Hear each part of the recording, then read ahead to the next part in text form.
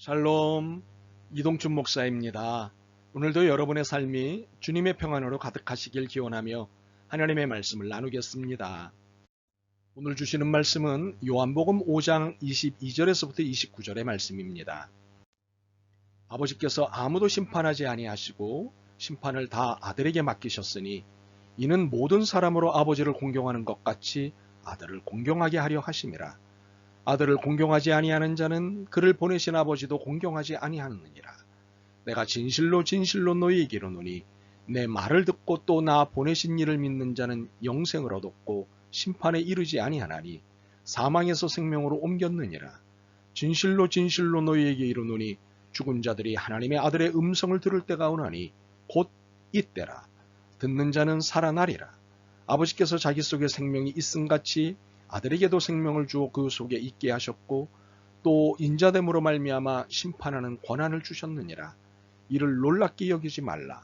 무덤 속에 있는 자가 다 그의 음성을 들을 때가 오나니 선한 일을 행한 자는 생명의 부활로 악한 일을 행한 자는 심판의 부활로 나오리라. 아멘. 요한복음 5장 22절로부터 29절 말씀을 본문으로 하나님의 아들을 믿는 종교라는 제목으로 요한복음 22번째 시간의 말씀을 나누도록 하겠습니다. 우리가 믿는 그리스도교는 그리스도교만의 특징이 있습니다. 이는 그리스도교의 정체성이기도 하지요. 그렇다면 그리스도교의 특징, 그리스도교의 정체성은 무엇일까요? 하나님의 아들을 믿는 종교라는 것이 특징이고 정체성입니다. 이것으로 지구상의 다른 종교들과 엄연히 구분됩니다. 그러므로 그리스도교에서 하나님의 아들을 믿는 것을 빼버리면 남는 것이 하나도 없습니다.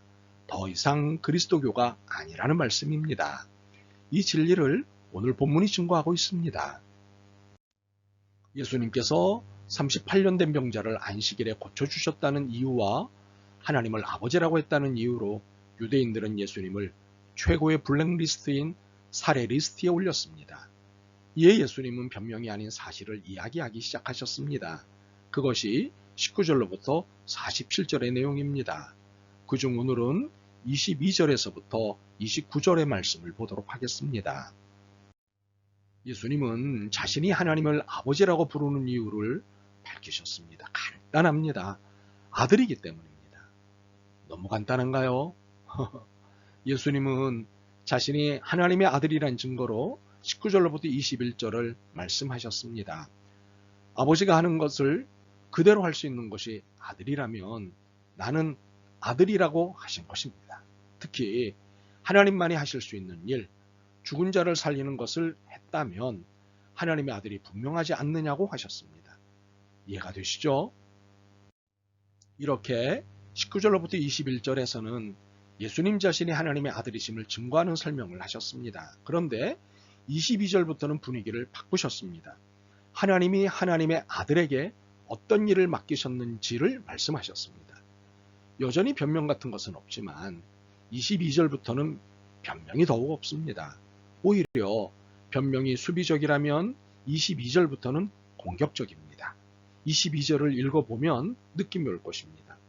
아버지께서 아무도 심판하지 아니하시고 심판을 다 아들에게 맡기셨으니 어떻습니까? 공격적 분위기가 느껴지지 않습니까? 아버지께서 심판을 다 아들에게 맡기셨다. 그런데 이보다 더 공격적인 것은 23절입니다. 이는 모든 사람으로 아버지를 공경하는 것 같이 아들을 공경하게 하려 하심이라. 아들을 공경하지 아니하는 자는 그를 보내신 아버지도 공경하지 아니하느니라. 어떻습니까? 두 말도 필요 없이 이런 뜻 아니겠습니까? 아들에게 까불지 마라. 와우.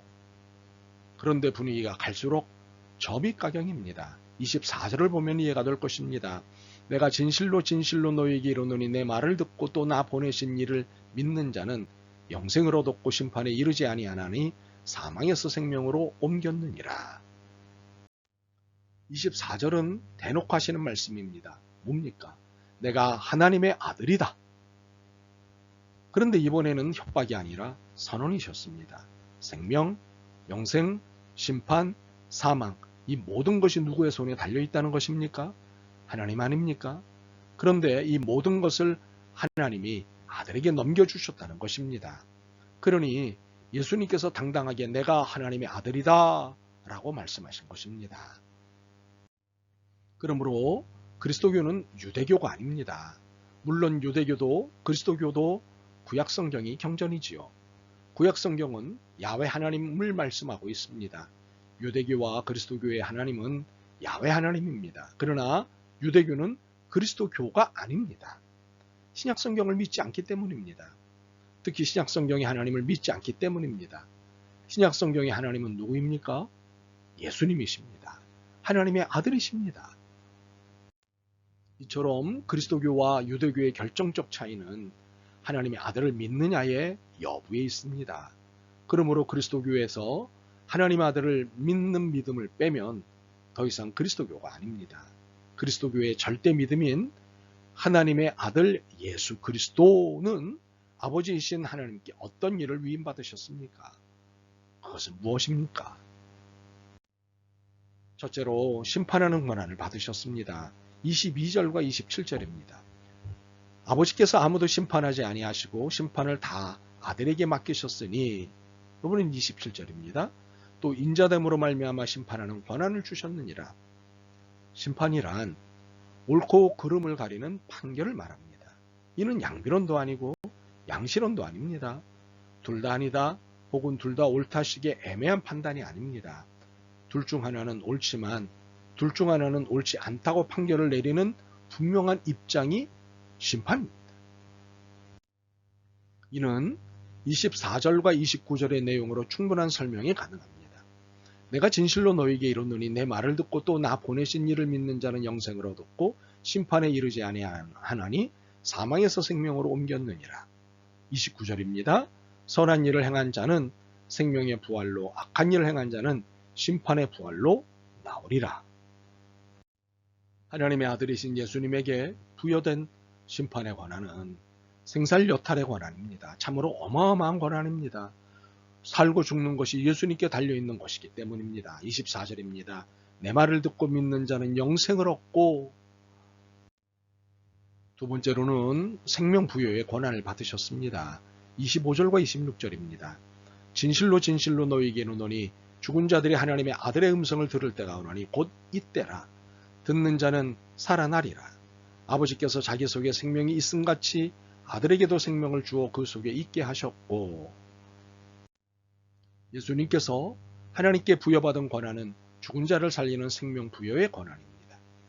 혹시 영생을 살아있는 사람의 영원한 생명 보장으로 이해하신다면 이는 재정립이 필요합니다. 영생은 영원한 생명이 맞지만 살아있는 사람에 대한 생명 연장의 의미가 아닙니다. 영생은 죄로 죽은 우리가 예수님으로 말미암아 생명을 얻게 된 생명입니다. 살아있으나 죽은 것이 죄인의 개념 중 하나이지요. 죄 가운데 있는 동안에는 살아있는 것이 아닙니다. 죽은 것입니다. 영적 사망이라고도 합니다. 이를 24절에서 이해할 수 있습니다. 내가 진실로 너희에게 이르노니 내 말을 듣고 또 나 보내신 이를 믿는 자는 영생을 얻었고 심판에 이르지 아니하나니 사망에서 생명으로 옮겼느니라. 24절의 마지막 부분을 다시 볼까요? 사망에서 생명으로 옮겼느니라. 영생을 얻은 것이 어느 때인가요? 사망 때입니다. 그러므로 살아있으나 죽은 것이니 육적 사망이 아닌 영적 사망입니다. 특히 그리스도와의 관계에 있어 죽은 것이기 때문에 영적 사망이지요. 그러나 이 영적 사망은 육적 사망과 다르지 않습니다. 육적 사망을 지배하는 것이기 때문입니다. 영적으로 살아있지 않으면 육적인 것 또한 사망의 지배를 받습니다. 그렇기에 신학적으로 영육의 이분법이 아닌 영육의 통합론을 말하는 것입니다. 중요한 것은 그리스도를 통해서만 영생이 주어진다는 진리입니다. 그러므로 예수님을 믿어야, 하나님의 아들을 믿어야 영생을 얻습니다. 이 진리에서 예외는 없습니다. 그 누구라 할지라도 예수님을 믿어야 생명을 얻습니다. 그리스도교는 하나님의 아들을 믿는 종교입니다. 하나님의 아들을 믿지 않는다면 그는 그리스도인이 아닙니다. 그리스도인은 하나님의 아들이신 그리스도 예수를 믿는 사람들입니다. 그리고 그분을 따라 사는 사람입니다. 그렇다면 하나님의 아들을 믿는다는 것이 어떤 의미일까요? 하나님의 아들에게 부여하신 모든 권한을 믿는 것입니다. 그것은 심판하는 권한과 생명 부여의 권한입니다. 옳고 그름을 판결하는 권한과 영생을 주시는 권한입니다. 그러므로 예수님이 옳다고 하시는 것은 옳다고 믿는 것이 그리스도인입니다. 예수님이 옳지 않다고 하시는 것은 옳지 않다고 믿는 것이 그리스도인입니다. 영원한 생명을 주시는 분은 오직 예수님뿐이라는 것을 믿는 것이 그리스도인입니다. 그렇지 않으면 그리스도인이 아닙니다. 그러므로 하나님의 아들을 믿는 유일한 종교인 그리스도교는 예수님의 말씀에만 순종하는 종교입니다. 구약 성경도 바울 서신도 그 어떤 서신도 예수님의 말씀을 직접 인용으로 담고 있는 복음서 안에서 이해되고 해석되어야 합니다. 예수님을 넘는 성경은 없습니다. 참으로 모든 성경은 예수님 안에서만 유효합니다. 오직 예수입니다. 아멘. 주님, 오직 주님만 믿습니다. 오직 하나님의 아들이신 예수님을 믿고 따르고 경배합니다. 저희들의 구세주가 되어 주셔서 고맙습니다. 사랑합니다. 예수 그리스도의 이름으로 기도드립니다. 아멘. 오늘도 여러분의 믿음과 삶을 응원합니다. 사랑합니다.